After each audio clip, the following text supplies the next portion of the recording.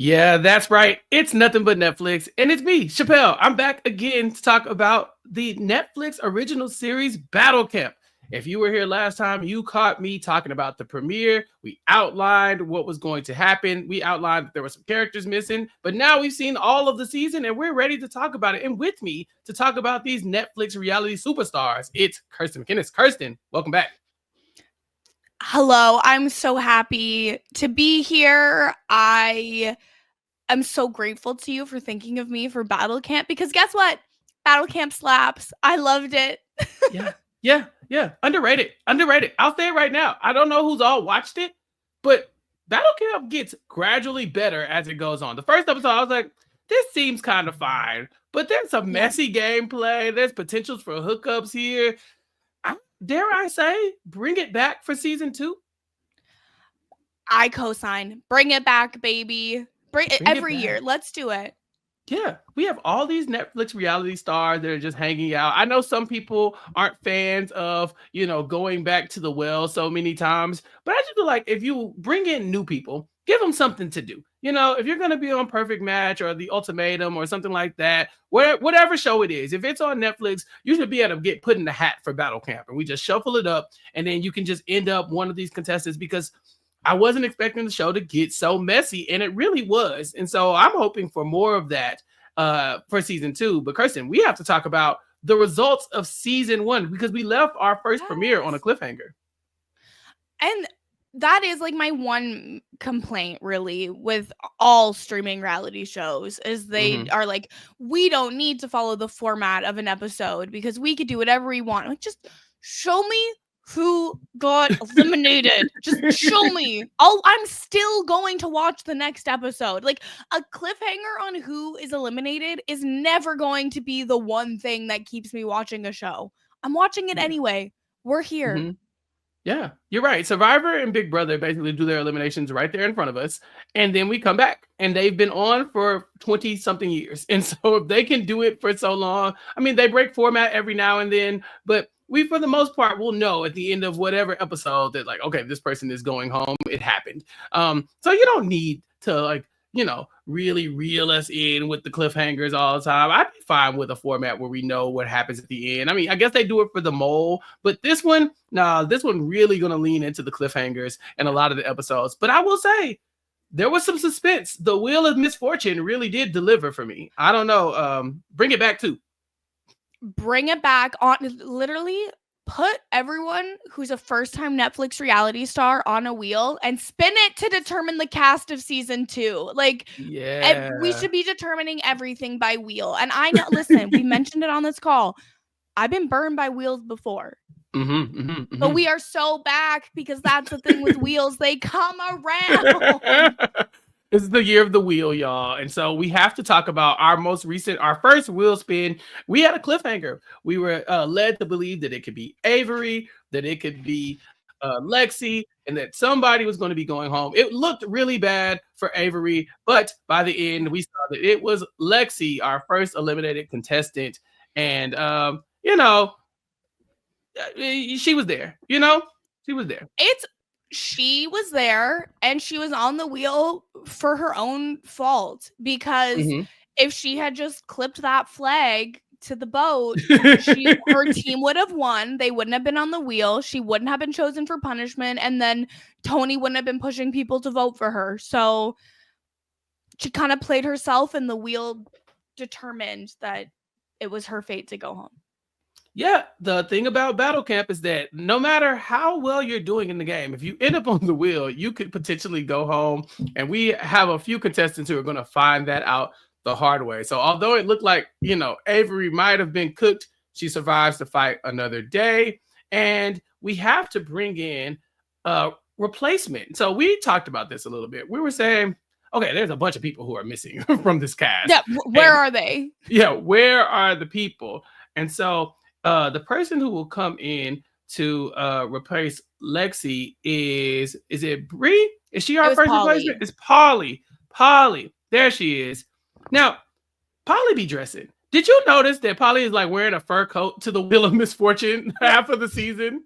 Listen, Polly is also from Selling OC with Gio.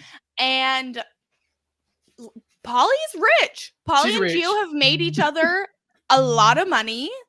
Mhm. And she has the resources. She's got the style. She's got everything. Yeah. And it's very cold at battle camp. I think that's something that they did not tell us. These people are bundled up. This woman's wearing a fur coat and she does not look bothered at all. Well, this is what Chappelle, like, what's your experience with like camping and bonfires? No. That's my experience. Okay. No. I try to stay away from those things. Now, don't get me wrong. I like to be outside sometimes, but it's got to be warm. Yeah. I don't, if you're around a bonfire, I guess you need it to be a little cool. But there's very, very few times where you're going to see me in this situation that these people are in. Yeah, and so it even if it's like hot in the day, it tends to get kind of cold at night in those types of circumstances. But I think it was also kind of cold during the day, because I feel like there's one scene where like Georgia and Lorenzo are just out in the sun and they're like, oh my god, yes, the heat is so nice. And I'm like, oh, they've been freezing. Yeah. And there's so many water challenges that you think they wouldn't put them through that, but they don't care. They do not care about these people. Every episode, you see them just bundled up in the middle of the night, strategizing outside because they can't strategize inside because there's only 3 cabins and a washroom. So yeah, I don't know when they filmed this, but it was very clearly like they're trying to film it off season so that they could air it in the summertime or like right now, I guess, in the spring. Yeah, I guess we could probably go back and find the filming dates. Or the location. I don't even know if we know where they were at. Because I know $1 Million Secret was filmed in Kelowna, BC, Canada, which is in my province, but not anywhere near where I live. And it gets hot there, so I like could kind of see it. But this camp could be it could be on a soundstage for all I know. A very cold soundstage. So now here's the problem.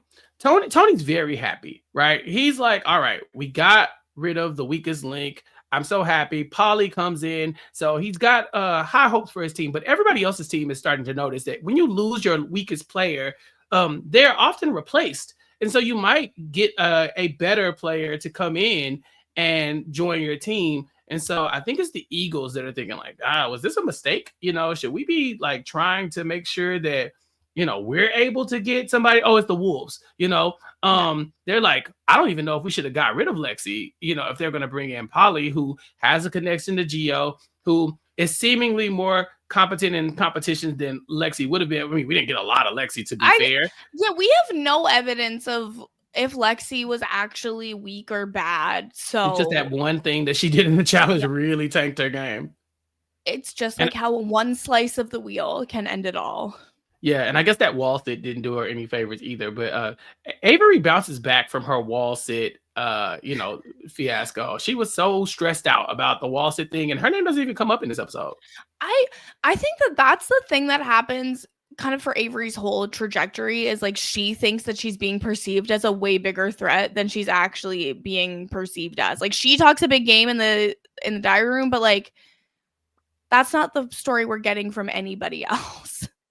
No, and we will have plenty to talk about with Avery eventually, because she's gonna have a big role later on in this season. So they have this challenge that they have to do where they choose a member of the team to have a special role, and they get this spot where I guess they get to choose. It's kind of like the what do they call it? It's like touchy subject. Exactly. You have to choose who has the biggest ego, who's the hottest, and the contestants have to decide who you would have guessed as the picker. And then if they're wrong, or I guess if they're right, or regardless, they're gonna fall, right? They drop these people hundreds of feet. Now, they love dropping people on this show. That's their favorite thing in the world, is picking these people up in the air and just like letting them fall to their death. I would not be stoked if that were to happen to me personally. So there's like a few funny moments in the challenge of like, the question is who has the biggest ego, and Tony's like, give me the flag. Like, everybody's like, give it to Tony. Yeah. Everyone's like, yeah, Tony. And then, Tony's ego drives that team's whole performance, because then it's like, who's the best looking? And he's like, give it to me. But it was really like Lorenzo. But then when it comes down to best ally, she's like, okay, well, I guess I have to give it to Tony because of his ego. And then it all just backfires. uh like Arena is like, I obviously have the biggest ego on our team, like give me the flag. Like she totally says like she's not comfortable to go do the special role. Then she completely chokes and screws her team over on the wall itself. And then at the end has the audacity to be like, I would have been so good at the special role. Shut up. What do you mean? Yeah, this is the thing that really like pisses everybody off about Arena. Like, what do you mean? Because you had an opportunity to be in this spot, and you're like, I don't know, I don't really want to. I don't think it's for me. And then the moment you start questioning Trey, she's like, see, I knew it. Should have been me. You know, that ego started to kind of leak out a little bit. But I mean, I guess she's like trying to present that she has a bigger ego than Louis, and he was on Too Hot to Handle. So that's actually an incorrect answer. Yeah, like Louis was on twice, and he did worse the second time. Right. Like, sorry, you have to have a massive ego to get on that show in general. Because it's all about you being the most desirable person that you've ever met, and everybody else desires you too. So yeah, not a great showing for Arena. But here's the thing: the Bears win immunity, and Kirsten, this will be a pattern throughout the season. I don't think they ever lose before the big switch up. They don't. They win every single thing. It's actually genuinely insane. Yeah, and it saves Avery because I'm pretty sure, you know, based on what we see when Avery's not saved, she would have probably gone out a lot earlier. Yeah, well, because the thing is the second her back's up against the wall, she goes into like rabid squirrel gamer mode, which is beautiful to watch, but is not necessarily the most useful place to be when you could be going home. Right. And so they have to do punishments because this is a pattern in the game. You could lose a challenge, and so you could be up for punishment. This challenge is called Submerged. And so they have to do an ice bath, which is torture in general because they're already freezing. I just want to point out that they're already freezing. And then they make them get in the ice water, and then they make them hold their breath underwater. Just know my literal nightmare is having to be cold, period. Yeah, same. And I was like, let me tell you, as a Canadian, I have to be cold often. But yeah, I do not understand why shows have really embraced the ice bath as a challenge or as like a date in recent years. Like I've seen several ice bath dates on these Hot Dummies shows, and like I don't get it, but it's okay because they do it really funny. Like Arena is in this punishment and she's in the confessionals like, I am Russian. I like owe it not only to myself in this game, but to my heritage to outperform in this ice bath. She's first out. First one out. Lorenzo ends up coming in second, and the winner here, holding her breath for like a minute and a half, was Georgia, which was crazy. So proud of Georgia in this moment because I did not expect her to be the one to win the ice bath. She looked like she was miserable. And it just goes to show that it is mind over matter because you can be miserable and you can still accomplish sitting in an ice bath for 5 minutes and then holding your breath for a minute and 10 seconds. Yes. So let's talk about the mess of this season. And it's going to start with my guy, Trey. Straight from Squid Game, the challenge. Trey is going to be messy. He can't help it. He doesn't know how else to play any game. And so in this game, he decides him, Louis, and Gabby, we need to come together. We need to blindside Arena. We don't need to tell her that we're going to vote for her. We just need her to look up and see her name on the wheel 13 effing times. And hopefully she's okay with that. I felt so bad for this woman. Why would y'all do this to her? What would you gain from this? But okay, they got the opportunity to have a stronger team. It's literally when it's like Tony, 1 vote. Arena, you got 11 votes. And then Taylor is the host of the show. I was talking to Derek, like who is famous, you know, famous for helping us all on RHAP, and he's like, Taylor gives us nothing. Like he doesn't even know his name. He's like, he gives us nothing. And I said, he doesn't have to give us anything, and it's fine. He literally is like, yeah, Arena, that's everyone else. You're the only one, like you're the only one who didn't vote for you. Arena's like devastated, and he's like, how are you doing? Bad. This, honestly, I don't support this move. Vote for Arena. But y'all didn't have to blindside the lady like this, man. Like, oh, yeah, I guess you don't want her to vote off, like, toward any of you. So you don't want to tell her, like, I'm voting for you. So she's going to obviously vote for one of you. Yeah. I get that. But this was really just gruesome. Like, it's so dramatic. Here's the messiest part. It's the scene of Arena is standing there alone. She now knows all the votes are coming to her because every other person has stood up and gone, no votes, no votes. And then it's like the most dramatic, like triumphant music playing over this absolute moment of devastation for Arena. Yeah, she wants to go home once she sees her name on the wheel 13 times. She's like, who wouldn't? Yeah, just let me go. Y'all hate me this much, or everybody, like, because from her point of view, I'm not the biggest threat. So this has to be some type of personality, which issue. Literally every person is like, there's a toxic thing in camp. There's a person whose jokes aren't landing. There's a person sinister energy coming from Arena. Oh my God. And apparently she was like villain of villains on her season of Love is Blind. Oh, okay. So maybe that's just the energy she carries, just like I'm a villain. And we need villains. And so I'm thankful to Arena for her sacrifice. And I'm thankful to Trey for the mess. This was the moment where I was like, oh, because I didn't watch Squid Game, the challenge, because I didn't want to. I don't need to know that many people. Like, I was just none of my business. And I was, Trey, I was not familiar with his game. And this, I was like, this is my people. This is my man. When it happens, I think he looks at Georgia and goes, he's like, I don't think we should have done this. Like, I don't know if this was a good idea. Oh, it looks at Gabby. Yeah, he's like, Gabby, I don't know. It's like, it's too late now. You did it. You orchestrated it. I just don't think it had to be like this. And you could have threw somebody else's name on that board. It had to be Arena. But you're right. They wanted to potentially strengthen their team by getting rid of somebody who they thought was a weaker player, because they knew that the format of this game means that somebody else will be joining their team. And this time we get a familiar face from Too Hot to Handle. We get Bree. Kirsten, tell me about Bree. How did you feel about her when you met her? I loved Bree. I thought, like, first of all, she comes in like, all I do is win, no matter what. Yeah. I get everything I want. She won Too Hot to Handle. Then she goes and plays another game. She played, was it Perfect Match, or something like that? I think she might be on the upcoming season of Perfect Match, but that's all alleged because the cast has not been except the two that are engaged now. Well, Bree comes in and immediately, the same way we find out that Polly knows Gio, Bree knows Louis. And I was trying to figure out how they knew each other, like in a biblical sense, because it's not palpable. The tension is palpable.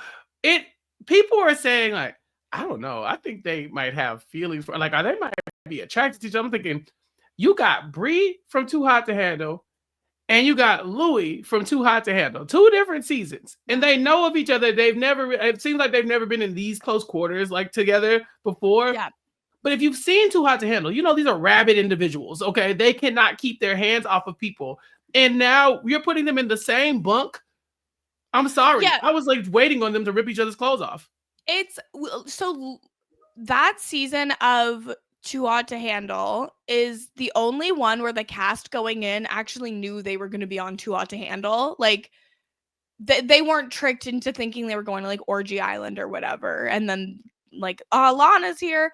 And Bree was, like, already embroiled in her kind of situationship when Louis came in. And so they never really had anything on this season. Louis, who got kicked off of his second season of Too Hot to Handle by Lana for being a bad example. He was brought in to be an example of how to exist in Too Hot to Handle, but he can't help himself. Louis on a show with hot women. They're fucking. I'm sorry. Right. He said, they were like, what are you looking? We're trying to strengthen our team. What are you looking for in a new castmate? He says, I hope she has a massive ass. I was like, Louis, how? I thought you were supposed Well, to be you know, because having strong glutes is actually a really big key to just overall strength. Chappell, I helped push a car last week because of my glute strength. So it's just, this matters. And she comes in and it's like Trey is like Rob C on Survivor All Stars. Like Louis and Brie are totally gonna do it. They're gonna do it. But he didn't know what would be happening in the cabin with him. I mean, there's even moments where we get the night vision of them in the beds, like we would get on Too Hot to Handle or Love Island, where you kind of get the night vision. And you're thinking, oh God, they're about to do it, and then you see the camera pan over to Trey, and he's like, "What are y'all doing? Like, please stop it now." I felt so bad for him because I'm thinking, the way I would sleep outside in the freezing cold before I sleep across from somebody actively having sex in front of me on camera, not happening. Well, because that's the thing. You, like me, believe that shame maybe does need to make a comeback in some circumstances. And what Trey doesn't realize is that a cabin with 4 people is actually significantly more private than what Louis and Brie have already been doing on Too Hot to Handle. So of course they're gonna be canoodling. My favorite thing about all of this is that there's a moment where Brie goes to get into bed with Louis. It's night 1. Brie goes to get into bed with Louis, and Trey goes, "You know you have your own bed. Like, are you not going to sleep?" Like, she never even touches that bed at any point. And she's right for that. I think if I was on battle camp, obviously I wouldn't be getting into a showmance, but like I'd probably be like, does anyone like? Can we have a sleepover? Like, can I have a cuddle? Like, with a friend? Like, just a friend. Yeah, I was dying laughing at all of this. And so we now have 2 potential showmances. We have Gabby and Tony, who we really haven't talked about because they're kind of, it's like a flirt match. And then you got Louis and Brie, who are 2 seconds away from, being pregnant. And so it's like very different energy. But Gabby and Tony are saying like, hey, this takes the attention off of us, because we got a bigger showman in the house. Like, no one's going to be worried about us. I mean, that's very valid because you cannot ignore the sexual tension between Brie and Louis that just exists from them being Brie and Louis. I don't think they actually had to flirt. It's just they locked eyes and it was it. Even if they hated each other and never touched, the chemistry would have been there just because of like the force of these 2 extremely attractive and extremely sexual beings. Like they were magnets. They were pulled in. Exactly. So the next challenge we get is called Mask the Misery. And this is another one that we've seen, like, it's kind of making its way around the reality TV streets where something has to happen to you that's not pleasurable and you got to pretend that it's fine. And people got to guess like, oh, is this a disgusting food or are you eating something pleasurable? Like we do that now. We did it on $1 Million Secret. I see it all the time. It's a new fave for the reality TV streets. I don't like it. I'm okay with it. I like this iteration of it. I think the best. This is the best I've ever seen it done. Yeah, because I think you're right. Yeah, because this allowed the entire team to get involved, and there was acting involved, and you kind of had to use your deduction skills to try to determine, who's lying about having these unpleasurable things happen to them. And so the first thing they get, 240 volts of electric shock, and they love. That's another thing they love on the show. Just stop electrocuting people. I think that we don't need to do that. Right. Wasn't it outlawed by like the Geneva Conventions or something like that? Like you can just be shocking people all the time. Like, and then don't we have laws against this? Where are they filming this? I mean, there's no laws protecting reality TV. Do what you want to them. Tyra Banks threw that woman in a grave. They sign away all their rights. Mm-hmm. It's like it's like, oh, you could be embarrassed, you could be harmed, like we could literally murder you and no one can say anything. Yeah, so these were pretty fun. You get electric shock, moldy milkshakes, which chopping onions. No, you can't give people mold. Like I know it was made of like blue cheese and stuff, and like it's like that's like an appropriate thing that you're like allowed to eat. I think the reason I hate these challenges is because like when I watch a challenge on TV, I try to think, how would I do in that situation? Yeah. How would I perform? In this, bad. I couldn't do it. I would quit. I would say, sorry team, we're on the wheel tonight. Yeah, I'm a special type of human, so the electric shock wouldn't have bothered me as much. Like, don't get me wrong. Yeah, they would be knowing it was you for other reasons. Right, exactly. They would know it was me, but just I would have been okay with that one a little bit. Okay, moldy milkshake, I'm out. I immediately the moment first of all, if you just said Chappelle, this is a milkshake, I'm out.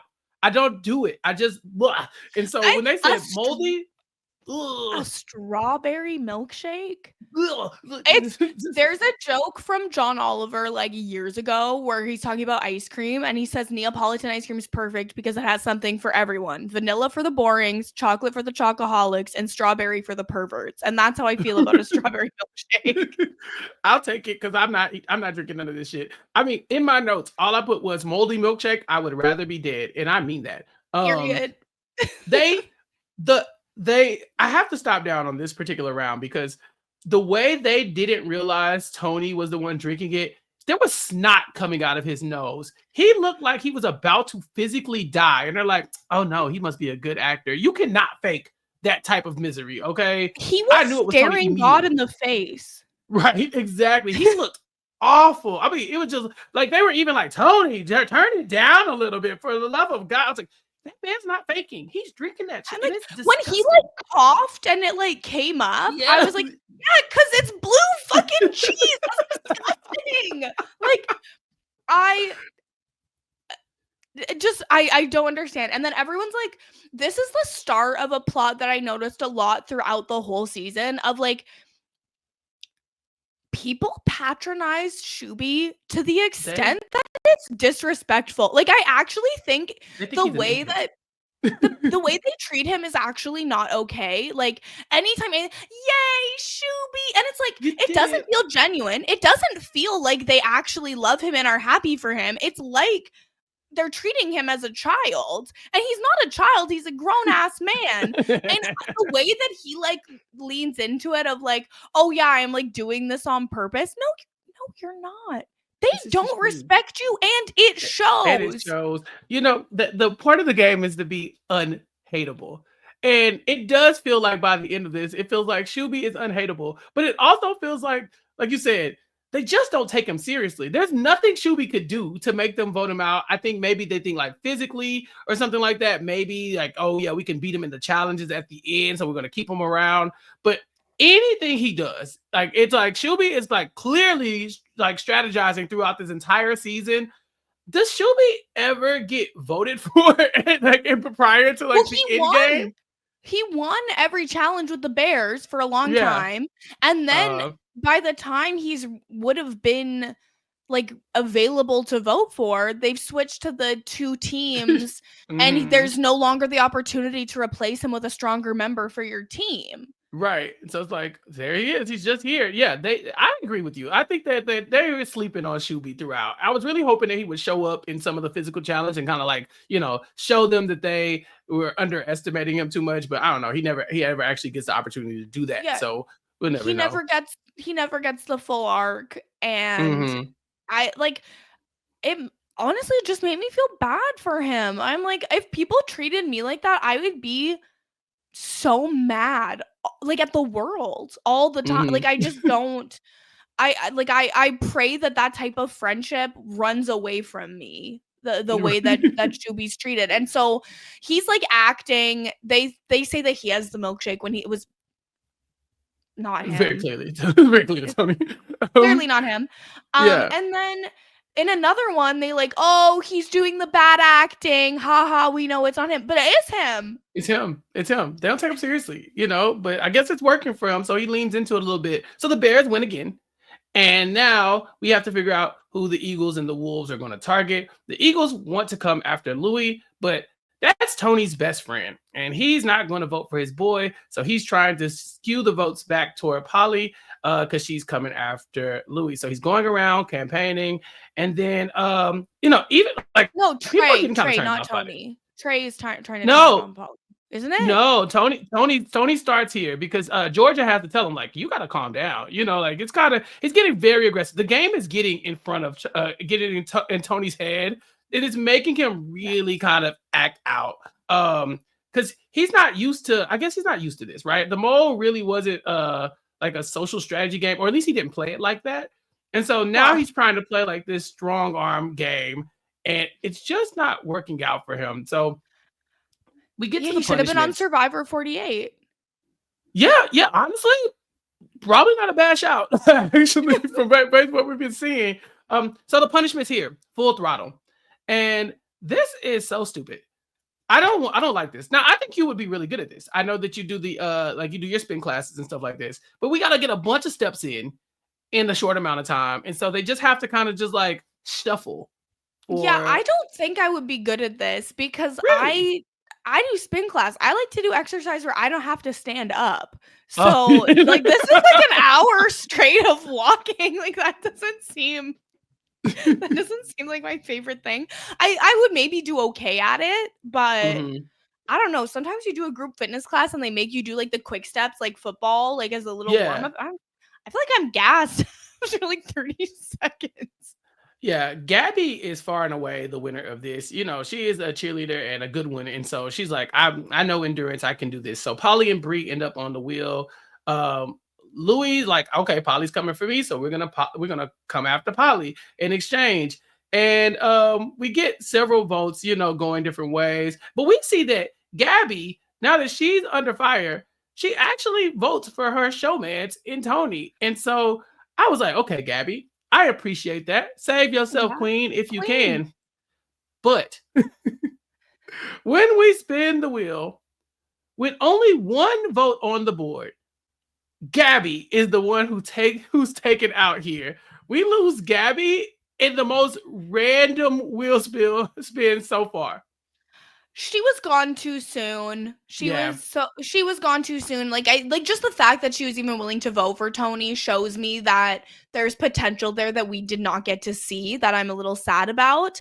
And spoiler alert, the next morning Tony's like, I gotta leave. I can't be in a situation that makes me feel and act this way. So like they should have brought Gabby back. Yeah. They should have brought Gabby back. She was robbed. Gabby was robbed. Everybody agrees. The entire cast is like, no, she's better than all of us. She was the best of us. She shouldn't have even been on the wheel. Right. She won the punishment. She was good. She was good. Yeah. Incredible. Gabby is gone. And Tony takes this so hard. He weeping. is weeping. I'm like bawling, okay? Bawling. I hate to laugh because you could tell it was gut wrenching to him. This is not this man's girlfriend. They just met. They've not defined. She did mention he could buy her a ring. I think she just likes nice things. And that's okay. That's not wrong. Okay. I think there's just something about like most people when they cry, nobody looks their best when they're crying. Some people have like an okay crying face where it's just, like that like single tear and it like is very dramatic. Most of us look horrible when we're crying. And Tony is so obsessed with his own looks that to see him ugly cry can only bring me joy personally, because it's not like anything actually bad happened. Like it's just Gabby got voted out on the wheel. That's not his girlfriend. They don't really know each other. His life is going to be fine. So I can find entertainment in him ugly crying. Yeah. I felt bad for him though. I mean, because you could tell like it was like a shot to the gut, like and he does make a very adult decision. He tells everybody, I would rather not be here because I'm probably going to be a poor sport about this. Like I'm not taking it well. I'm not liking this. I'm not enjoying this.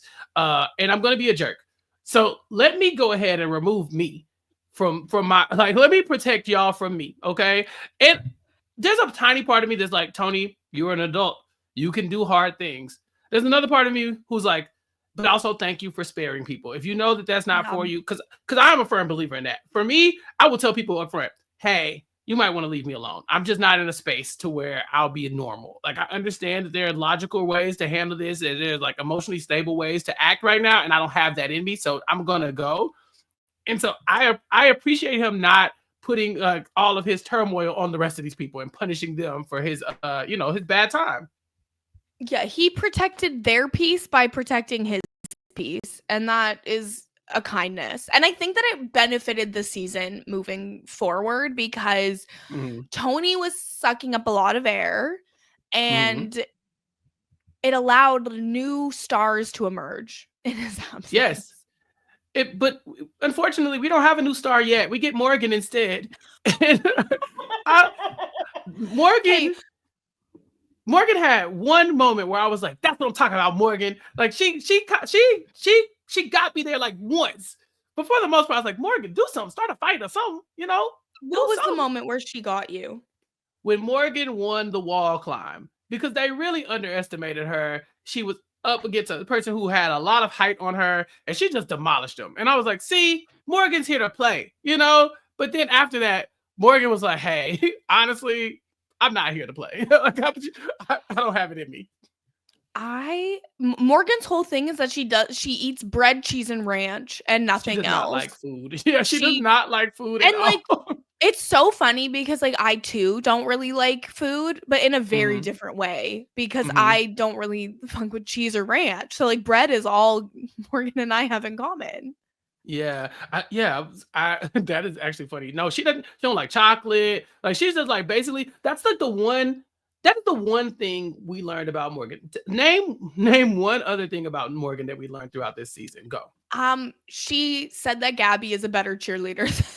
She did immediately. She's like, "Oh, so you're on cheer. You're really good. Gabby's better." Like, okay, like, They're like, "Oh, you know Gabby." She's like, "Yeah, we cheered together. We were on the same team like 4 years, blah blah blah." They're like, "Oh, so like who's a better cheerleader?" And she's like, "Gabby, period. absolutely, She's a better absolutely. person. She's a better Yeah, cheerleader. She's like got it all." y'all met her. I don't even know why they called me to replace her. Like what? Gabby made Tony quit, ma'am. She's like, "What am I doing here?"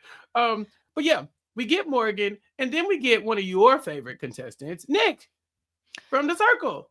I Full disclosure, I did not finish Nick's season of The Circle. And I will be honest, it's because I did not enjoy Nick as a character and his whole big Nick energy, like super cocky. Like, I did not care for it. Yeah. On Battle Camp, he brought a different energy. And Hmm. I think because he was fighting the whole time and was in an underdog position, I was like, okay, maybe he Yeah. wasn't that bad. Maybe I was in a bad space when I was watching The Circle. Well, because he comes in, he's like, I'm a big guy, but I'm smart, and so I'm planning on using my intelligence to kind of like catch people off guard. And he comes in with a couple of alliances. Now he's from the Circle, so he's got a Yeah. connection with Shuby, but also him and Polly have a moment where they're just like, "Oh, I know Polly. Yeah, I knew her for like a week. Yeah, I knew Nick." I was like, "What? What happened?" Yeah, well, you know what happened with Bree and Louie in the cabin? I think that Polly and Nick might have had an interaction like that. But tell us more.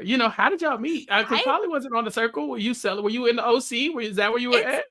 There's an age difference. I I need the want to know story. more. Tell me Yeah. everything. Like this is the like you and I first and foremost are watching reality TV because we love mess. We love chaos. Hmm. Tell me about the show, this like real life Mance that you had, or Right. maybe one perfect night, maybe a week. Tell me everything. We never dive into it. They never ask a question. We don't get one confessional about it. We don't see that. Like, I was like, what? So I don't like, and it clearly didn't end that poorly because they both acknowledged it. Like, if it was bad, it would have been like, "Oh, Polly, you know Nick? Mm-mm. Nope. Never met Sorry." him because I'd be like like, "Who's Polly?" they could get away with that because there's Yeah. no real reason why they should know each other outside of like maybe a Netflix party that they both went to. Like there's no one would be suspecting them to have like a secret relationship, which could have Hmm. maybe really panned out for them. They're even on the same team. Like Right. it could work out, but yet Nothing. nothing The more. show I'm doesn't. The show actually doesn't touch it. You just pissed me off again. I forgot Yeah, about that. yeah, And now I'm yeah. like, Because all I'm right, like, tell they just me. skipped right over it. So we have to go to this wall challenge. They're hanging them up again. And this time they're hanging from like these poles and they're standing on these pegs. And then the pegs go away. You got to play cornhole. It's like aggressive cornhole. Yada, It yada. The Bears win. Yeah, they really and they're square poles that you have to hold on to. So it's like Hmm. I don't even think grip strength is like enough because it's just not a Right. shape that the hand The can hand doesn't hold. make that actual. Yeah, exactly. Yeah. It lasts for a little bit. There's a few standouts. Bree's like, putting the team on her back. Avery has a good moment of stuff, but I mean, at the end of the day, it's the Bears again. So that's Period. 3 immunities in a row for the Bears. And we have to get to our next punishment. So the Wolves are back on the wheel again. We got Louis, Trey, and they have a secret meeting with the Bears. The Bears are like, hey, what if we got together and we added Louis and Trey, and then we'll have a massive majority and we can go after the Eagles? This would be perfect. So like, oh, okay, this will work. But it doesn't last very long. So we get to punishment time, and the people who were chosen for this punishment, poise and posture, which is honestly the easiest challenge that any of them end up doing since the wall sit, is just hold the little plate of dishes up. Either you're gonna do it or you're not. Were heavy. The dishes were heavy. It was heavy, but this is and definitely it had like to be the above your simplest shoulder. I think I could do that. I think I could do it. Like I feel like I've got look, I got a little muscle. Yeah, but like the person who won is Nick, right? And he's like massive. And so I was like, well, Nick is huge and he's able to hold his arm up like that. Like I figured I'm a little lighter than him, so maybe I would have a chance. But no, Trey's out.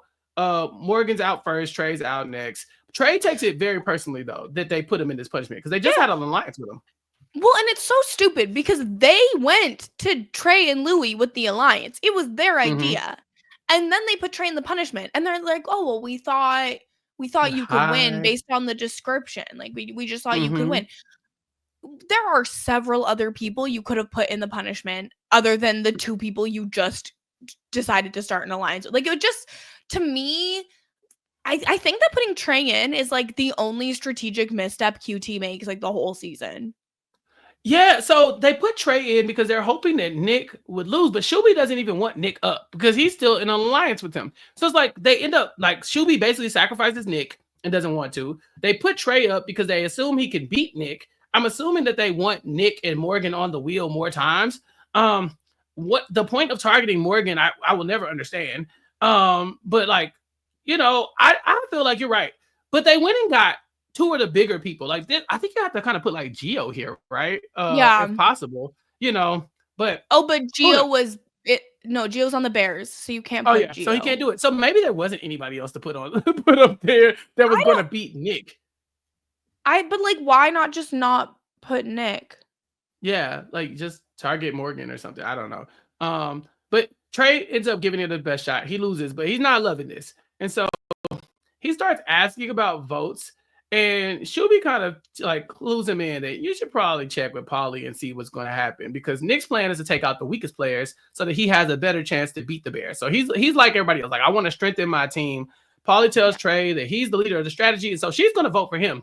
And this is when Trey starts thinking, oh God, what am I going to do? Now, I see that people are looking at me now as a target. How can I avoid this target? So Trey says, well, Paulie, if you vote for Louis, I would potentially work with you in the future. Just like, don't vote for me. Vote for Louis. He's the only other option out there, but like, just not me. Paulie runs that back to Gio, and Gio hates this. Well, okay, and this also pissed me off because they treat it as if Trey went to Paulie and said, vote for Louis, don't vote for me. Trey went to Paulie and was like, you're going to vote for me? And Paulie's like, well, you or Louis. And he's like, well, please don't vote for me.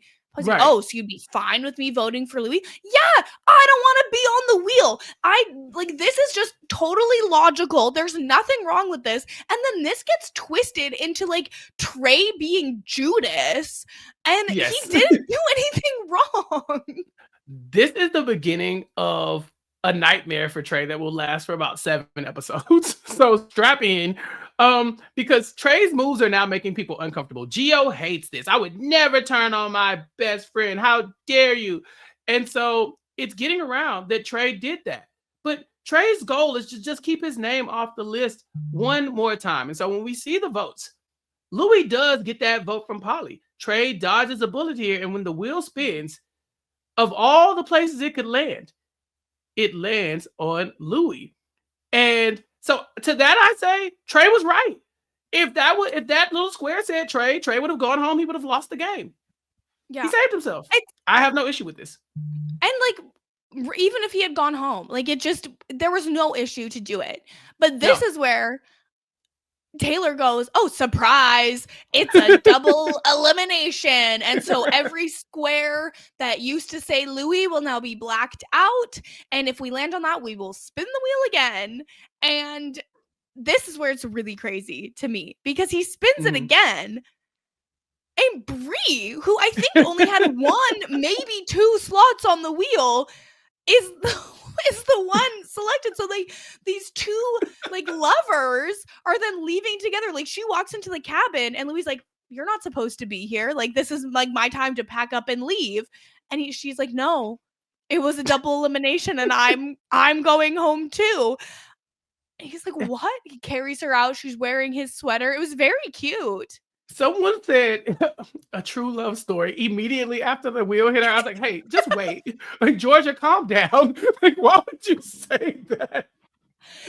You gotta remember, George is from Too Hot to Handle. George is from Perfect Match. George is a lover girl.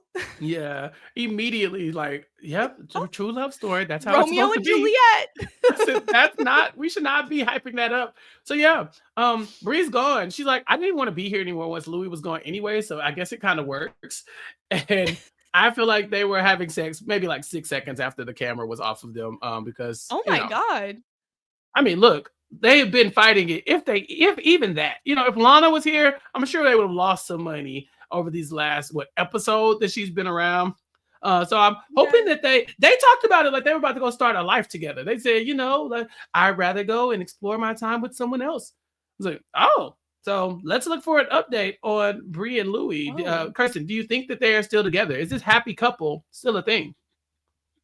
No.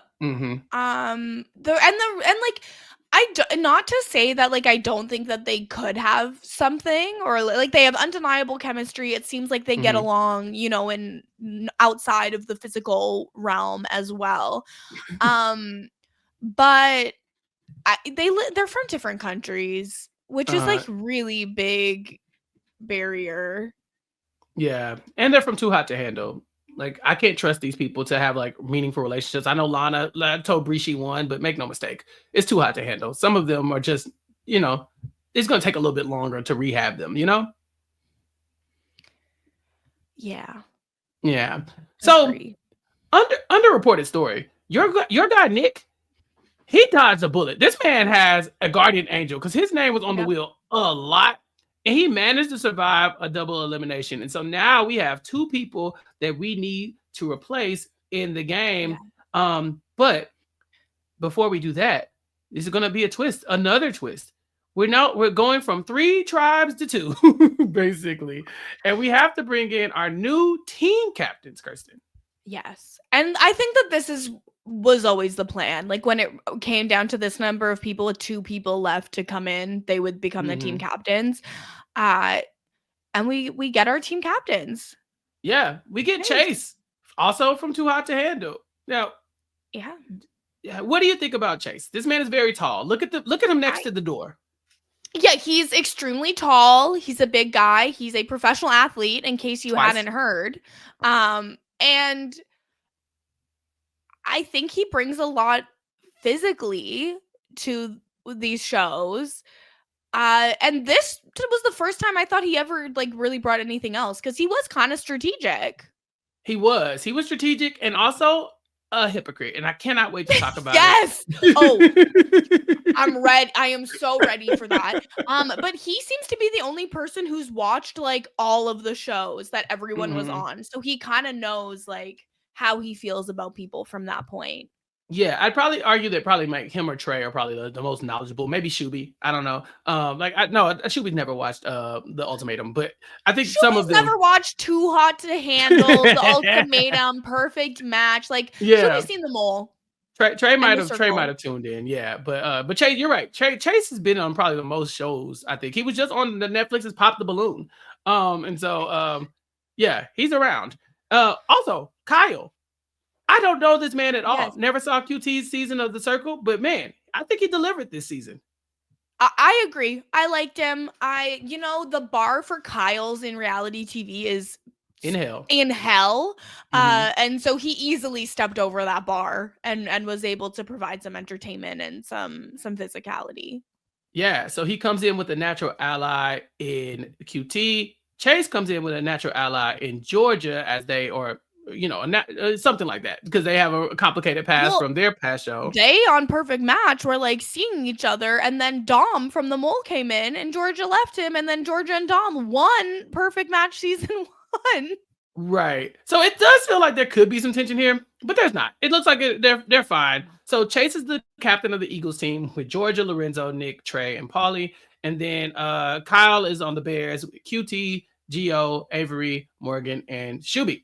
And so I want to talk about Paulie a little bit. Now, Paulie has held up her end of the bargain to Trey. She voted for Louis, and Louis is gone. So now she has an ally in Trey. Or you would think so. But she also went around and told everybody what Trey did.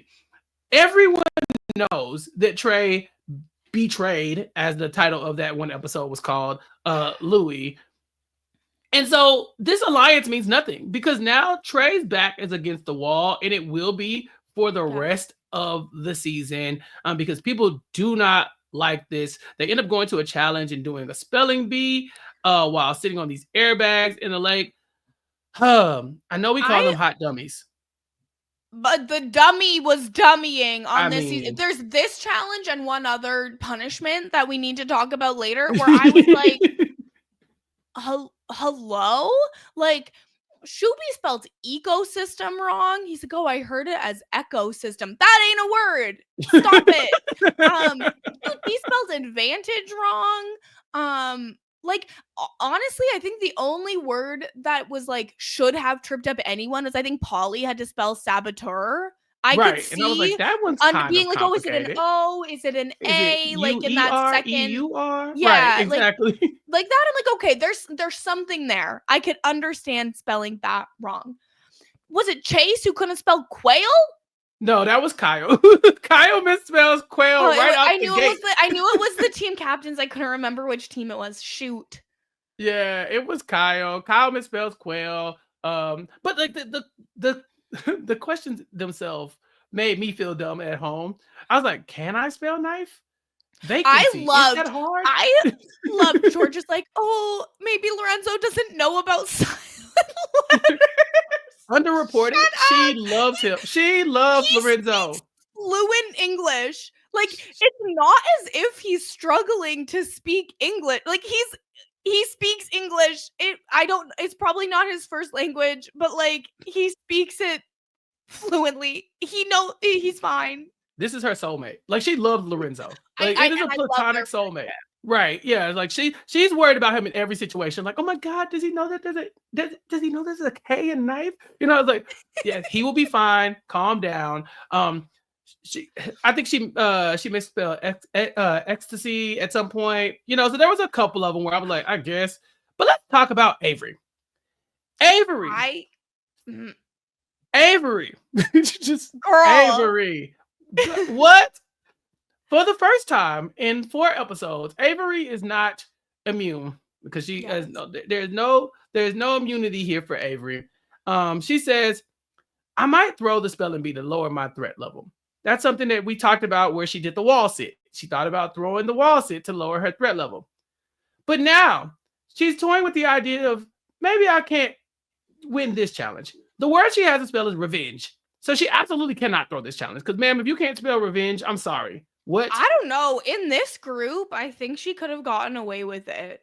No, she couldn't have. You know why? Because then Avery is going to look at the next person who misspells a word and decide, well, there's no way she could have misspelled advantage. She's throwing the challenge, and I know for a fact. Because I thought about it. Because I thought about it. And obviously, if I thought about it, QT definitely did it. QT, now, stop it. QT, why can't you spell advantage? I understand you're nervous. You're about to get thrown into the air. You choked. Yeah, but it's like you're only getting thrown in the air if you get it wrong. So just take your time and like, you know, and like I feel like it was an easy mistake to make that QT made. Like, I feel like it was very obvious she was nervous and she made a mistake. And then it's emphasized by Shuby doing the exact same thing 2 seconds later, getting nervous and making the mistake. When Shuby does it, it's cute. That's just Shuby. Throughout this episode, we will hear people, Kirsten, saying Well, I can see that for QT, but not Shuby. Not Shuby. Shuby could never do that. But QT, she wants to open a bookstore. Oh my God. Like, they do not respect Shuby, and it shows. And then QT does herself no favors because she doesn't know that her teammate Avery is running around, like, going from person to person being like, yeah, I just really think QT threw it. Like, she talks about reading all the time, and like, it doesn't make any sense that she wouldn't know how to spell. Don't tell anyone else I told you this, okay? And then goes to every other person and proceeds to share that information. So QT doesn't know. She's just going around like, yeah, I love reading. I love Oh, books. I only brought one book here, so I'm really savoring it. Oh, I want to open a bookstore. And so everyone's like, Avery's on to something. But Right. the problem is, and maybe the advantage is, like, QT was being totally blindsided by this for so long that she didn't have a lot of time to make up ground. And so when she scrambles a little bit, she does it quiet, she does it small, and everyone is just like, Avery's doing too much. Gotta vote for her. Yeah. So it's tough because the damage is done. Like you said, by the time Kyle brings information to QT about Avery campaigning against her, everybody is already like, I don't know, man. I think QT is guilty. I think she did it. Like, QT doesn't even know she should be defending herself at all. She's blindsided by this completely, and Avery's kind of in the, like, the, you know what you did. Like, so she's so high and mighty about it, and she's dead ass wrong. Like, that's my favorite thing about that. It's just like, she's incorrect. But she's like basically like, no, I know for a fact she threw this. Now, to be fair to Avery, QT, there should be no world where anybody will believe that you don't know how to spell advantage. I can't blame her for questioning you like that. But she really did just take it and just run with it, and then just ran it into the ground. And when confronted, Kirsten, huh? What? I'm playing a fair and honest game. I would never. Avery, girl, we see you. We see you. Yeah. So Avery doesn't vote for QT because she's like, yeah, it's fine for me to do all this legwork to get QT out, and then I can claim that I'm playing with honor and integrity by not voting for her, which is just ridiculous. It, like, in every sense, like, it don't make no sense. And right. it really, I feel like Avery left the mole and people loved her. They loved what she was giving. They loved her performance on the mole. They loved her strategic mind. And she brought a lot of those aspects to battle camp. But I really hate how in the past year or so, it's been happening forever since the dawn of reality TV. But I feel like it's really ramped up in the past year or so. People really moralizing their decisions and talking about, like, but it's okay that I did this bad thing because I'm still the good person at the end of the day. So it's okay if I do a bad thing. But if someone else does a bad thing, they're a demon from hell. And it's this just, I don't like it. I don't care for that behavior. And it happens a lot in this season. Yeah. Avery's thing is, like, she's planted her flag. I would never vote against my own team. But you know who would? Trey. Trey voted against Louis. And we're like, no, he didn't. He actually didn't vote against Louis. He did exactly what you did, Avery. Is which he did less. He did less. Yeah, he never tried to get people to vote for Louis. He just said, "Please don't vote for me. If Louis is your other option, then that's fine, but don't vote for me." Avery, you've gone to every person not named QT and said QT has thrown this challenge, and while simultaneously telling us, "Hey, I'm playing an honest game because I won't vote for my team." So QT calls her out. And Avery just gets to lying.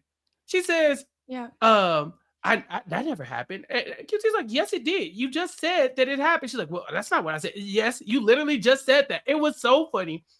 And in my mind, I'm looking at the wheel of misfortune, and I'm thinking, Trey's getting some votes, right? Because they're mad about the Louis thing. QT's getting some votes. Avery's been working hard. Avery's getting some votes because QT is trying to fight back. Wouldn't it be hilarious if this lands on Avery? It'd be pretty funny. I was like, it would be so funny. Because guess what, Kirsten? It's another double elimination.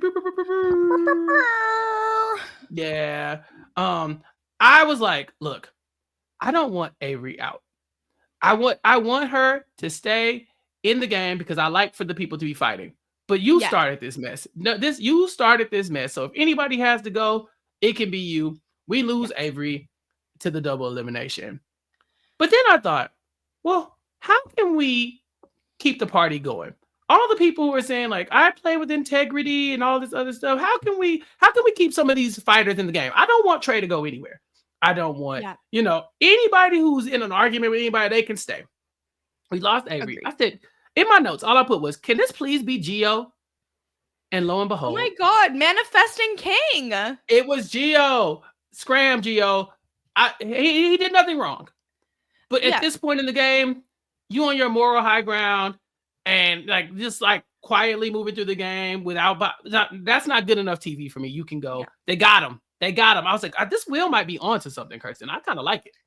And it comes up a few times. I think QT is the one they show saying it, where she's like, with the wheel, it kind of feels like whoever goes home was meant to go home. Whoever stays was meant to stay. And it gives this like sense of fate and destiny to the show that I thought was really fun and was panning out at every corner. I feel like the dramatic narrative like shifts were happening to the point where it's like, is the wheel really random?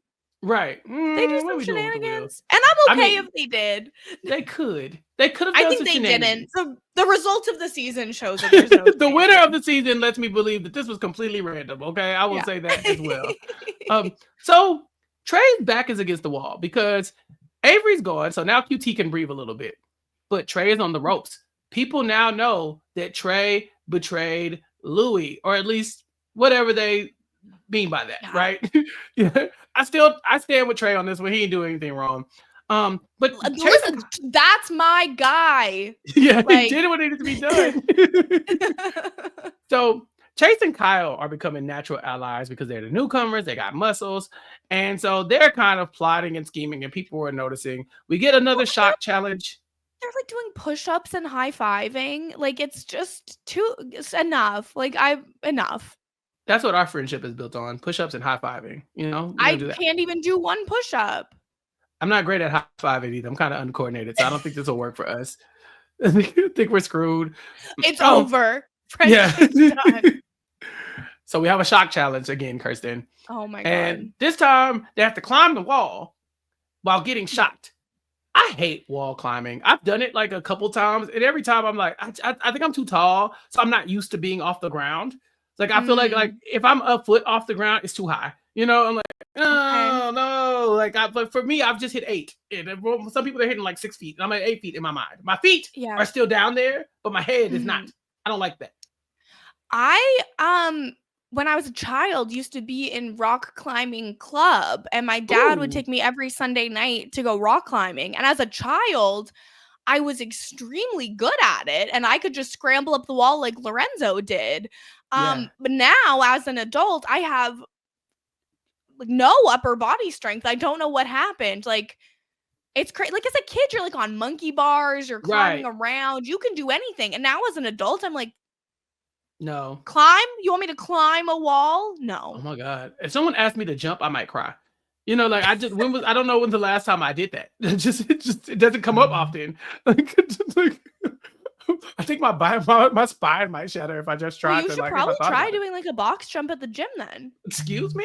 Why would I do it in front of people? There's a shoebox or something in this house I can jump on, I guess. Like I'm not doing a box jump where people see crumble. Yeah, but I'm just saying I need to work my way up to the box. Like that's crazy. There's little boxes. Yeah, we're gonna do that in the privacy of my own home and with a medic on standby. Morgan really impressed me with this challenge. She's a tiny person and she just like flew up the wall. But sadly, the Bears are about to start the opposite end of their challenge journey. They are now going to lose every challenge moving forward. Starts here. They're down in numbers, and so they have to go multiple times. And because of that, their muscles are burning out. It's crazy to be like, instead of just having the other team get to sit their two weakest players out, they're like, nah, Bears, 2 of you got to go twice. Deal with it. Crazy work. it screws them up. They really they don't have it in them anymore. And so yeah, they end up losing. And Trey, being the only remaining wolf on the Eagles team, he is now feeling like he's iced out. You know, they know that he betrayed Louis.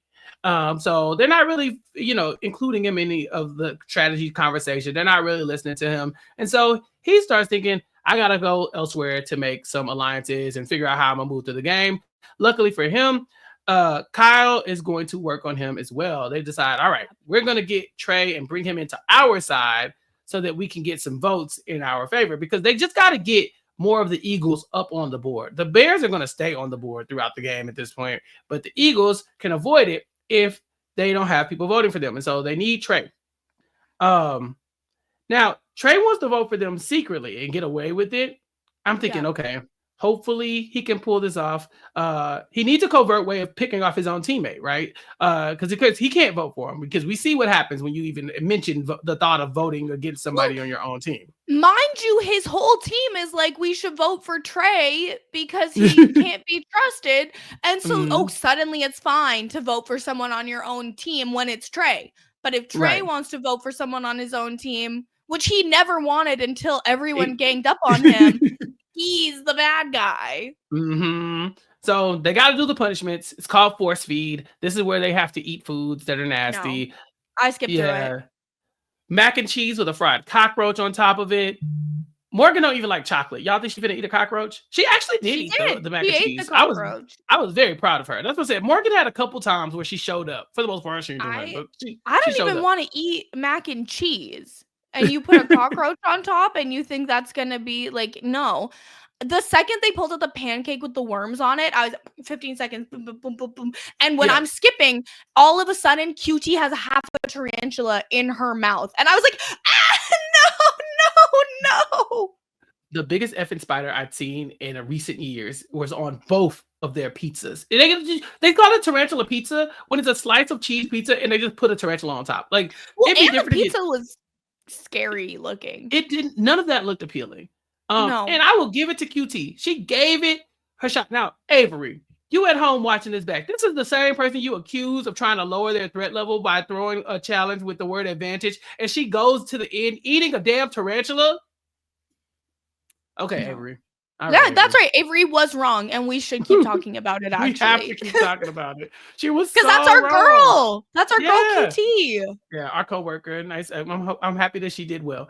So Trey tries to align with QT, but Georgia and Lorenzo are not having it. They've overheard his plan. Okay, Lorenzo, I know you didn't watch Squid Game, the challenge, but Lorenzo had a good hate into Trey during that game, or at least Trey's mom. He was not a fan of Leanne. And so here we are. And I think he just never really could trust them because they overhear this. They're ear hustling outside the door and hear Trey and the Bears conspiring. So, of course, the plan is out. He goes and tells everybody. And now it's everybody versus Trey, essentially. But Trey still has to vote with the Bears because again, they just got to get the numbers on their side to where one of these Eagles goes home by chance. Now, we get the wheel to a 50-50 split at this point, where it's a 50-50. It'll either be a Bear or Trey versus one of the Eagles. And out of nowhere, the Bears take another hit. It's Morgan. It's Morgan. First they made her eat a cockroach. Right. Then they sent her home, going home in like an extremely similar fashion to Gabby. Like, I think those cheer girls were just never meant to thrive in a battle camp environment. Yeah, it's crazy because it's like anything to save the Bears. We were going all in on saving the Bears. We had finally got the numbers to where they were comparable. And it still ends up being Morgan. It's really a tough break. The Bears were meant to lose in this stretch of the game, which is why the wheel determined that Morgan had to go. Trey ended up voting for Chase, and he survived. So I was happy because I'm like, again, more mess. If I'm Trey, I would be lying and saying I voted for Georgia or something because that's who Morgan voted for. She was like, I think Georgia's the biggest threat. I was like, I don't know. But it doesn't matter. I kind of did understand her point of like at the end in a physical challenge, like Georgia's like comparable to her in physical strength. So like I could see that, but I mean, but also, like, why would you want the person comparable to you out and not the person who's like far and away bigger than you? Like, why not vote for and Chase? well, and that's much smarter. Also, was this the only vote that Georgia received the whole season? I believe so. Yeah, I don't think anybody else votes for Georgia. That's why it was so random that it was like, and I'm voting for Georgia. But to be fair, I think Georgia voted for Morgan. So it's kind of like I think they identified each other as like, only one can There's survive. only room for one of us here. Mm-hmm. Yeah. So Trey, he's just trying to make it through round by round, but it's not working out for him. There are a ton of cracks though. QT and Shuby are like, no, we can do this. But Kyle is not okay. Kyle, he's not used to losing. I think, honestly, he's fairly strategic. And I think for him, they did everything they could to get the numbers on their side that round. Like they were doing everything. Yeah. And it didn't work out. And so QT is starting to look at Kyle like he might be a liability. Like, I don't know about this. Oh, you got to calm down. Like you're my guy. We were on the circle together. We know each other. We're friends. Like you got to chill. And this is where like the Bears are like, Trey, you got to be back with us. Yeah, they try again. They say, Trey, come with us this time, and then throw the challenge. Because if you throw the challenge, you'll end up on the board, but none of us will vote for you. You're gonna get votes regardless. So get them up on the board. Then we'll pile on to them, and then you can win it. You'll be okay. You can last. But Trey's like, nah, I don't know about that. Because if he betrays them and throws this challenge and they realize it, they're all going to vote for Trey. Every last one of them is going to vote for Trey. And honestly, it would behoove the Bears to vote for Trey too at that point, so Trey has a moment where he thinks he's going to throw this next challenge. There's a lot of like throwing the ball, catching the ball. It's a very physical challenge. Like these people are like about to pass out. Yeah, they're like, that's one with the slingshot and then the basket and then the jumping, right? Yeah. And so cute. I think that the Bears' like big mistake was having QT throw both times because I think she's really strong and she could have been an asset on the lower part and maybe keep Shuby up there to use the slingshot. That's like science-y. Yeah, I can see that because they was close. It was very close, but Trey just demolishes them as he proves to them that he is not on their side. I mean, like he's like, not only am I not going to throw it, but it's not going to be close. Yeah, I'm going to get 7-1. Yeah, he demolishes them, and so he's like, "Hey, look at me, Eagles. I'm with y'all. I'm with my team." He tells them it never even occurred to me to throw the challenge, but Kyle is pissed. He's like, "Hey, man. I'm trying to throw you a bone, and you come out here and you're gonna win challenges for them. Like, why should we be protecting you like we're trying to?" And so now he's lost Kyle, and Kyle is going to try to rally the votes on Trey. Yes, but Trey goes to his team and says they asked me to throw it, but I don't have that quit in me. I just couldn't do it. And then that dominating performance really does endear him to his own team a bit. Yeah, except Chase. Chase is like, Chase is not down. Chase is like, I'm totally down for voting for Kyle. They said, they are like, okay, we got to take out the strongest person on the Bears. The Eagles all agree unanimously it's going to be Kyle here. But we know that Chase and Kyle are good friends. Very reminiscent of, I don't know, Louis and Trey. And Tony and Louis, it's very similar energy where this is my friend. But Chase is like, no. For the team, I will vote out my friend. So they end up doing these punishments. And we got to talk about the punishments because the Bears get all the punishments. It's Kyle, it's QT, it's Shuby. And this is called detention. The first question, Kirsten, 46th president of the United States. Obama? And let's be clear. This was filmed while Joe Biden was president. The 46th president. Like while he was in office as the 46th president. Yeah. That's it. And like everyone that did this challenge was an American. It's not like you have like Georgia from Australia who would maybe not know. Like y'all, I know this. I'm not from America or the USA, but I know you guys like know all your presidents. You have to learn them in order. You like that information is kept close. It was asking who is the current president of the United States of America. And only one of them got it right. And when Shuby wrote it down, he was like, "Oh, Biden? I don't know." Kyle gets 4 out of 15 questions right. QT gets 8 out of 15. 4. Yeah, he is shocked he got 4 as well. And then Shuby gets 9 out of 15. So Shuby wins, one less spot on the wheel. Kyle and QT are back up there. And 9 out of 15 is a bad score. It's not good. Like, it cannot be emphasized enough how bad this was. One of the questions was, what's the closest star to Earth? I saw someone put Mars. And QT said Pluto. Right. They're not even stars at all. What are we like? And this is why I'm like, and again, Avery. Yeah. Maybe some people aren't good at school learning. Doesn't mean they're stupid.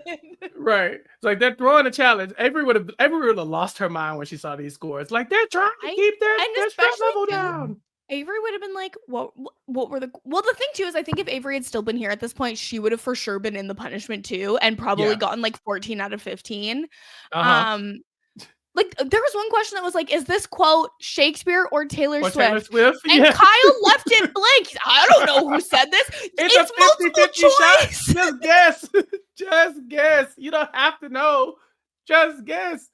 Leaving it blank was crazy. He missed that line. Like, and the show zooms in and highlights over the line Shakespeare or Taylor Swift. He's like, I don't know. Shit, it could be anybody. Like, no, it actually couldn't be anybody. It could be one of two people. Just guess. If you got it wrong, I wouldn't respect you.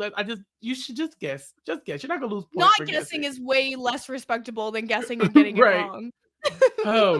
So Trey goes to work. He starts working on Lorenzo, but Lorenzo ain't having it. Everybody's out on Trey at this point. And the dramatic irony here, of course, as Trey points out, is that Chase now has to vote for his friend. He has agreed to vote for Kyle. But when we get to the votes aren't adding up. Trey has too many votes. Somebody voted for Trey that wasn't supposed to vote for Trey. And he asked Kyle directly, Chase directly, was this you? He's like, yeah. I couldn't do it. I couldn't vote for my friend. What? You couldn't? Why not? Because you definitely lied to us. Why not vote for anyone else at least on the Bears at that point? Like, right. Vote for QT. Vote for Shuby. Yeah. No. Had to vote for Trey. It's like, okay. But you also lied all day and told us that you were voting for Kyle. Like, you lied to all of us. Like, Nick's in the background looking like, I don't know. This kind of feels a little hypocrite-y, a little hypocritical. Just saying. But Chase does not see it like this. No. From Chase's point of view, I didn't do anything. I didn't do anything to anybody. I didn't betray anybody. I'm actually a loyal ally and a good friend, unlike Trey, who's a snake and a rat and the worst person to ever live. Yeah. Because I didn't vote for my friend. And Trey's like, I didn't vote for my friend. He's like, oh, yeah. Well, Trey keeps having to say it. I didn't vote for my friend. Yeah. I didn't advocate for him to get votes. I advocated for me to stay alive. Get votes. Everyone's like, what a slimy snake. How dare he want to stay at battle camp? Right. And to make matters worse, it's Kyle who takes the L here. So if you thought Chase was mad, he's pissed now. Yeah, but like Chase could have gotten his team to maybe vote in a different direction. Like, he has kind of an implied leadership by being the captain of the team. Like, he could have pushed for it to be someone else, and he didn't. He said, I'm fine with Kyle going home. I'll vote for Kyle. It's going to be Kyle. Doesn't warn Kyle that this is coming for him, and then just votes for Trey and acts like that makes up for all of this behavior. Whereas, like, Trey and Louis both knew that they were on the block. And neither of them pushed for the other. Like, Trey didn't even say he was like fine with Louis going. He just was like more fine with Louis being on the wheel than himself. And I know we've relitigated this like 17 times. I'm just, the hypocrisy of Chase leading to Kyle being eliminated versus the honesty from Trey leading to Trey getting to stay in the game is delicious. Yeah. And I was so sad. This is my least favorite wheel spin so far because I did the numbers in my head. I was like, wait, it's QT, it's Chase, it's Trey, it's Shuby, it's Kyle. Oh no, none of them can go because they're all Yeah. sources of drama right now. If anybody had to go, it'd have to be Shuby there to just like, but like even he is like, I like the Bears having their little team. I was like, I need somebody else on that other side to go, and it just doesn't happen. Kyle impressed me though. I actually like. They actually got me considering watching The Circle, which is weird because I've never considered it before. Like not one time, not one day. I think I would consider watching Kyle and QT's season of I'm The thinking Circle. about it. Yeah. Because they both exhibited really good strategic chops, in my opinion, on this season of Battle Camp, and they're fun personalities. Like, okay, like maybe I'll watch it. Yeah, somehow. Shuby and QT are still here. They're still here. Yes. They've somehow made it. Now, quietly, The Circle has 3 players left at this point with Nick and QT and Shuby. And so they're just moseying on through the game. Chase is trying to convince everybody that he did not lie about what he was going to do. And he definitely did. He even gets to go sleep in his own room because now, they got more spaces because I think this is an individual game. We've now got to the point where the teams don't matter. It's top 8. Yes. And this will be the least safe Chase is going to be because, of course, he is a huge, massive threat, and he just lied to everybody's face. And so I was thinking, okay, this is about to flip. But there is a moment where Chase and Trey are going back and forth. And Chase is very upset. He just thinks he's mad that Trey thinks what he did and what Chase did are the same. He's like, we're not the same. You betrayed somebody. I did not betray somebody. He's like, well, you did lie. It's like, well, I didn't lie the way you lied. And then QT says, dang, you act like Trey voted out his, like he voted out his mom. And Chase goes, well, he did that too. Because in Squid Game, he actually did eliminate his mom. So. Yeah, and that's the thing. It's like, yes, Chase, you're actually correct. What you and Trey did is not the same. What you did is worse than what Trey did. Like, stop. You lied to everybody. So anyway. The challenge is fired up. They got to go paddle out and get like flint or like fire making tools. None of these people have ever watched Survivor because I feel like if you watch Survivor, you should be able to do this in a dry setting with the flint. However, if you have also watched Survivor, you also know that maybe to just skip that altogether. Like if there's an option for matches or something else, you go do that. None of these people. Yeah. Trey and I'm pretty sure Shuby's history is that he and his dad were almost on Survivor Blood versus Water or auditioned for Survivor Blood versus Water together, I think. And so like he should know better than that. Yeah, skip the flint. Skip the flint. Like the different stations were not far enough apart in the lake to make it a meaningful difference to go back and make fire with flint and win. I think matches are the optimal choice here all day. Go to the matches and then only go to the fire starter if the matches are all taken. Because when Georgia started a fire with a match and then lost it, I was like, hello? What do you mean you lost the fire from a match? It's a match. They say like, oh, the third station is the fire starter. I'm like, how is the match not the fire starter? To me, the match is the cheat code. So I don't really know the difference. Well, they have those ferro rods as well that if you like strike them, they immediately like will make a flame. But I think the fire starter was like a flamethrower. Like I think it was literally like just like fire in a can. It was a soldering gun. Yeah, exactly. And so Chase and Polly, they end up going to the furthest station and coming back. Athletes. They're the strongest of everyone. They'll go the furthest. Who I felt bad for was poor Nick, who, reminiscent of Lexi in the first challenge with the flag, loses his oar, and so he can't kayak at all. He has to like swim like a surfer. And so he was like, well, I gotta go with the flint because like no way I can swim out to the matches and back. I think he could have swam out to the matches and back, actually. Yeah, he's strong. At that pace, he probably should have just went back and got the oar. Like if it was just like floating by the could you? I think he was like it sank. Like I think he looked back and he couldn't see. And this was, of course, the first nighttime challenge, so it's dark. In the middle of the night. Yeah. I did feel for Nick in this moment. Yeah, this made me want to try to make fire with Flint. And I've never, in 40 seasons of Survivor, 48 seasons of Survivor, I've never wanted to try and make fire with a Flint before. But this, I was just like, it can't be this hard. Like, y'all, come on. Come on. So I might just go and set up a little station myself because there's no way. Well, I would but love anyway, video proof of that if you do it. Oh no. But anyway, so the winners here are Lorenzo, who makes a fire with, I believe, matches, and then Chase and Polly, who come from way behind and use the fire starter and win. And so Shuby, Georgia, Nick, QT, Trey, they all end up on the wheel. And Nick and Trey talk, but everybody just kind of wants Trey out. Lorenzo's not having it. And we have another double elimination. So we have to get to our punishment. It's called Just Hold On. And this is where you just have to hang on to the rope for the longest time. And if your feet touch the ground, you fail. Yes. Yeah. And this was, and it was a rope with a knot on the bottom. Like I think in theory, like if you can just sit still, as long as your feet are on the knot, you could do that for probably quite, like, I think I would actually have been fine in that one. Yeah, so this is the one where the grip strength might help as well. You know, like Shuby kind of talks about it, but I don't know. It looked like it was really hard. And I liked when Shuby said, "I've never heard of grip strength before." Now everyone's talking about it, and right, it's like the new hotness. It really is like the most popular thing out right now. There are podcasts of me years ago saying, if you're going on a show, train your grip strength and your balance. Like, I'm not even kidding. I was there first. Yeah, well, you would have been right because Trey even beats Nick here. He ends up winning the whole thing by hanging on the rope the longest. The circle people are all aligned. Nick is riding it down with the circle crew. So you got the three of them, QT, Shuby, and Nick on one side. But then you got Lorenzo and Georgia on the other side.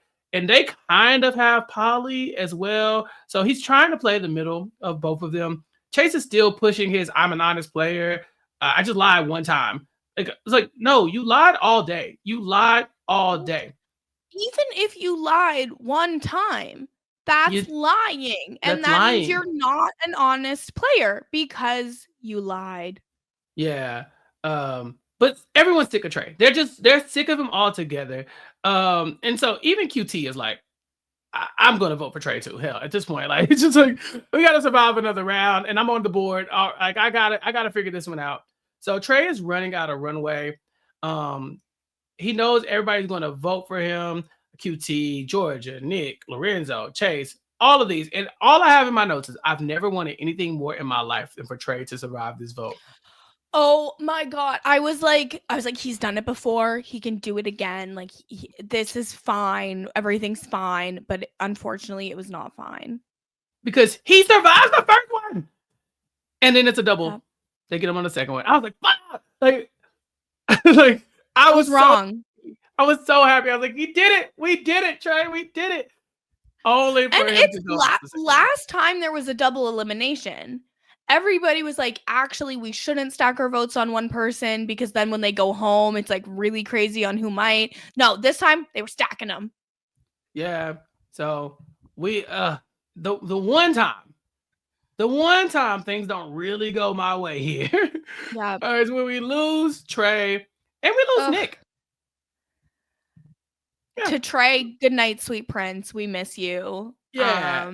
Yeah, like I definitely became a fan over the course of the season, and Nick, you were more likable here than yeah, we lost them both here, so now we're up to episode 10. We finally made it. It's the final spin. There are 6 people in the finale. 6 people in the finale. We don't even know how it ends. Spoiler alert: it ends with a wheel. And so the wheel of victory. And I think is that what he called it? Yeah, the wheel of fortune, I believe. Oh yes, wheel of fortune. Trademarked. I think I'll just that. Right. I don't know. I don't think. But also, speaking of shows, I think Wheel of Fortune is actually the one I would be the best at of all shows. Ooh, I'm pretty good at Wheel of Fortune as well. We gotta see if there's a team thing, especially now that awful human Patch Sajak isn't there anymore. Yeah, like, now. Let's do it. Yeah, let's go on Wheel of Fortune. Let's do. Yeah, I'm down. So I was also looking at this spin, right? I think Trey voted for Nick. I think he should have voted for Chase. I I think that's the move. I think if Chase is in Yeah. that spot, Chase goes here. I'm just saying. Now we don't know that Chase would have been in that exact spot, Yeah. but It's tough. Trey was in a really tricky situation. People don't trust him.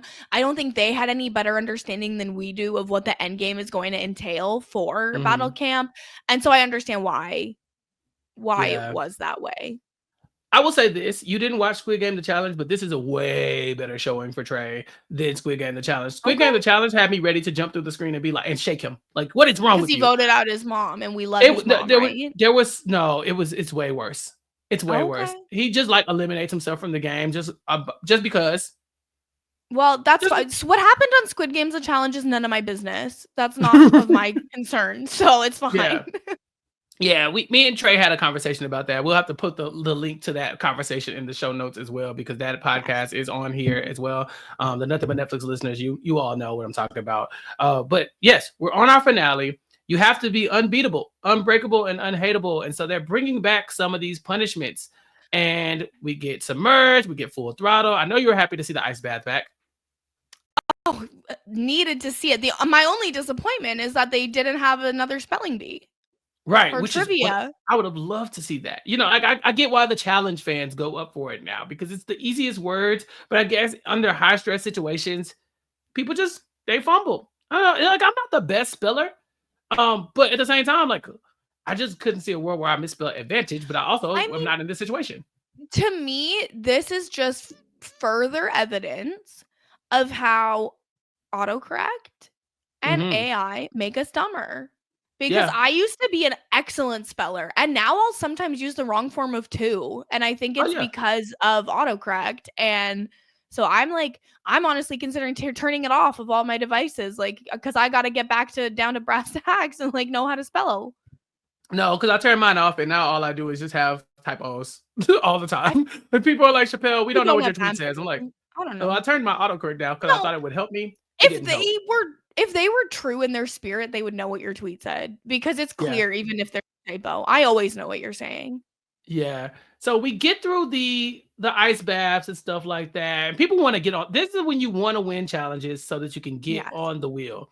And so Chase, Shuby, and Georgia end up on the wheel for full throttle. Georgia ends up on the wheel again, along with Lorenzo and Chase for the ice bath. Polly and QT end up being the only ones who are not on the wheel. And then we get to endurance hang, which is a competition we saw earlier where they're hanging from the pegs. They do this again. We talk about grip strength. It doesn't matter. Polly doesn't do it because she injured her hand, I guess, off screen. Yeah, she's just like, no, I'm not doing this. So like, okay, cool. So it's like, she's hurt. So she sits this one out. QT falls, Shuby falls, Georgia beats Chase and Lorenzo, who basically just fall at the same time. And so Georgia is back on the board. Not an awful episode for Georgia at all. I think that, like, my takeaway from this whole season is, like, I really like Georgia. I liked her friendship with Lorenzo. I feel like she was a scrappy underdog who performed well in challenges. Like, she gave everything that she needed to give, and I left being like, oh yeah, I would be fine seeing Georgia on a fourth show. Yeah, she did. She had a good showing, and her and Lorenzo's friendship was one of the storylines that we saw throughout. Then we do this other thing. It's another thing that's like, it's popular now. Am I lying? Am I not lying? Yeah. But they put them up in the air again on the wall. They're up in the air. They have to walk a plank and see if they're on the drop zone or the safe zone. And then the next person has to come, and then they have to ask them if they're on the drop zone, and then they can move them over one more time. It's crazy, because all this comes down to is Georgia is afraid of heights.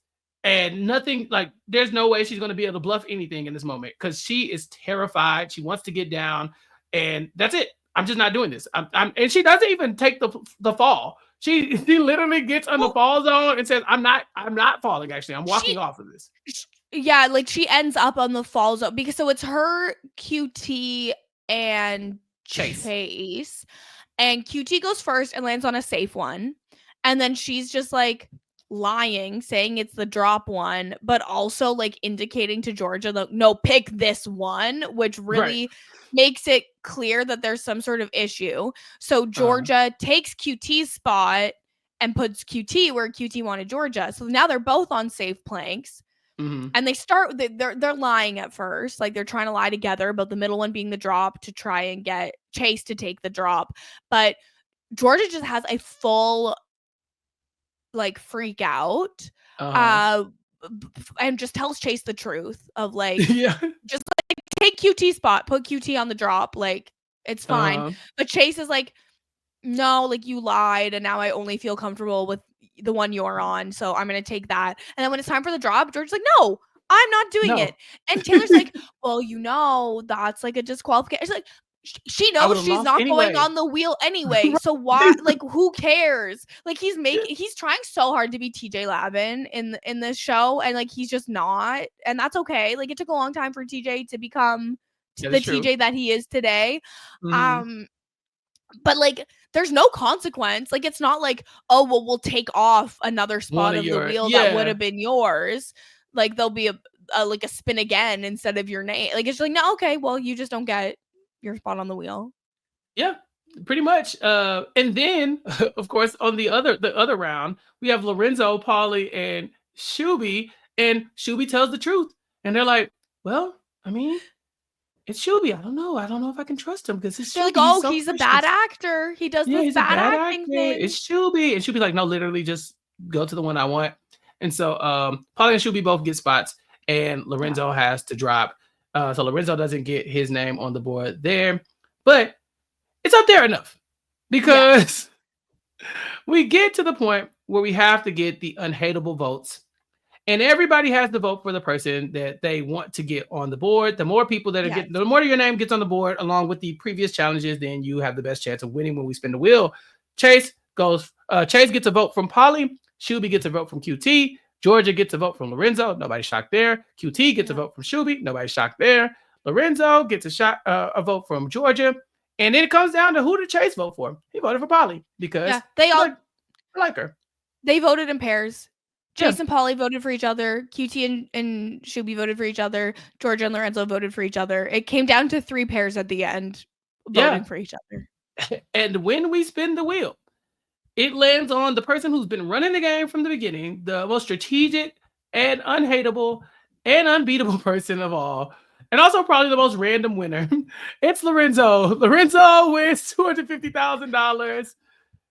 He did it. And congratulations to Lorenzo. I'm happy for him. I think that, like, obviously, QT was the most dominant strategic force of the Mhm. season that is still there at the end. And she did a really great job. And it would have been just wonderful to see her win. But in all of these final challenges, she's left like, oh, I can't do this. Oh, I can't do this. Like, it feels almost like she's giving up. Like she didn't have the fight in her that I would have expected. And nothing could be a more fitting end to an unserious, chaotic, ridiculous show than Lorenzo winning in the end. And he's likable. Like I like him at the end of this. I like his t-shirt that says I like my penne al dente. Yeah, Lorenzo actually has quite the arc here from Squid Game: The Challenge. He is a villain on Squid Game: The Challenge. He's not likable at all in that show. Okay. And so that's how he ends up being ops with Trey's mom, because she's like the one person who will challenge Lorenzo in his reign of terror. So he comes in this game. He actively says, "Look, I know I'm a lot, but I'm gonna tone it down a little bit here. I'm gonna try to be like nice." There are several times where he wants to tell Trey to go to hell, and he just doesn't. And you could tell it's driving him crazy. Like every time Trey comes over and tries to get some votes, he's like, "Oh yeah, I got you," and then he's like, "Georgia, no, like we just can't do it with him. I'm sorry." And so he switched it up. I think he played a great game, and he is a deserving winner of this ridiculous ass show called Battle Camp. Kirsten, we did it. Season 1, it's a wrap. We did it. Season 1 is over, and hopefully season 2 will come next spring. Yeah, I like at first when I started watching this, the first episode, I was thinking, do we need this? Like, or is anybody clamoring for this? But that effing wheel kind of makes you like want to play a little bit more aggressive later on, and I think that really added some flair to a show that could have been very, very boring. My only advice for season 2 of Battle Camp that I think would elevate the drama and excitement of the game is that I think the person whose name is on the wheel the most should get to spin the wheel. Ooh, like physically spin the wheel? Yeah, they physically spin the wheel. Yeah, because then they can take themselves out. Yeah, and like it has to be like on the, you know, the Price is Right, where like it has to go around at least one full Around the time. whole Like you can't time, just be yeah. like, oh, I spun it and I'm safe. Like you have to really spin it. Oopsie. Mhm. And I think that would really, I think that would add drama, and I think that people would maybe be like less willing to vote for like a Trey because they think, oh my god, but he's gonna spin it and like He's gonna spin the hell out the wheel. Yeah. he won't go because of it, or like some, I don't know. I think that would add something to the show. We could definitely spice it up, but I do think for a first season, it was a valiant Yeah. effort. It was a good job. It was a great cast. Some drama, some showmances, some competitions. I think it had it all, and so I'm so happy that you joined me to talk about it here on Nothing But Netflix. Kirsten, thank you so much. Thank you so much for having me. I always love coming over to Nothing But Netflix whenever there's the opportunity, and hopefully we have lots more coming up. Princess Switch 4 coming soon. Do not get my hopes up. I beg for them to make Princess Switch 4 and then I make you watch it. We shall see. But Kirsten, tell everybody where they can find you and what you have going on. Yes, so you can follow me everywhere at Kirsten Said What, except Twitter. And that includes twitch.tv/Kirsten Said What. You can also listen to me over on Mess Magnets, where myself and Sasha Joseph talk pop culture, celebrity gossip, trending topics. Last week, Asia Welch joined me in Sasha's absence, and that was a really fun episode if people want to dip their toe into the pop culture pool. And coming up next week is myself and Mari Forth are actually going to be doing a podcast on your podcast, Recap Kickback, talking about Onyx Storm, the third book in the Fourth Wing series, the Empyrean series. So girls night. Girls night. So yeah, check out Kirsten over on Mess Magnets, and then of course come out and check out me on Recap Kickback Podcast and here on Nothing But Netflix. If you're not subscribed to Nothing But Netflix, what are you waiting on? Go to nothingbutpod.com to subscribe to the podcast, or make sure you're following the RHAP YouTube page in order to keep up with our video format podcast. And then of course, recapkickback.com is where you can find me and all of my other podcasts that Mari and I just talked about. The new Ryan Coogler film that is taking the nation by storm. It's so much fun. See it. So it's so good. And so check us out over there to find out like what we thought about Sinners with our special guest Lex. And then make sure you subscribe to the podcast, recapkickback.com/subscribe or youtube.com/@recapkickback. But that's it. So tune in next time for Nothing But Netflix to see what we have coming your way. There's some good reality shows on the horizon. And I think me and Kirsten are going to come back and maybe deliver an interview or two from Battle Camp. And so let us know in the comments. Yeah, let us know in the comments who you want us to talk about, and we will see what we can do. But until next time, peace. This is RHAP. We know reality TV.